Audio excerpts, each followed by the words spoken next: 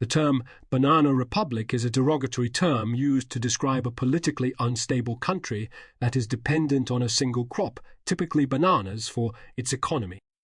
It is a pejorative term that originated in the late 19th and early 20th centuries, when American corporations dominated the banana trade in Latin America.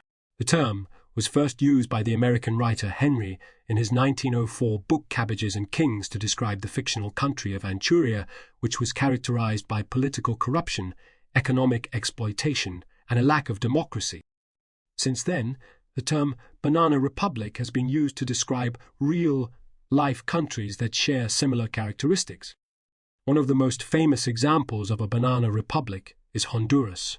For much of the 20th century, Honduras was dominated by the United Fruit Company, an American corporation that controlled the country's banana trade.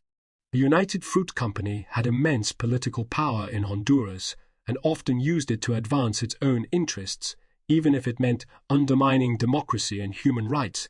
In the 1950s, the United Fruit Company played a key role in a CIA-led coup that overthrew the democratically elected government of Jacobo Arbenz in Guatemala. The coup was carried out because Arbenz had implemented land reforms that threatened the interests of the United Fruit Company, which owned large tracts of land in Guatemala. The coup led to decades of political instability and violence in Guatemala, which was one of the factors that contributed to the country's reputation as a banana republic. The term banana republic is often used to criticize countries that have a history of political instability, economic dependence on a single crop, and a lack of democracy. However, some critics argue that the term is outdated and racist as it perpetuates stereotypes about Latin American countries and their people.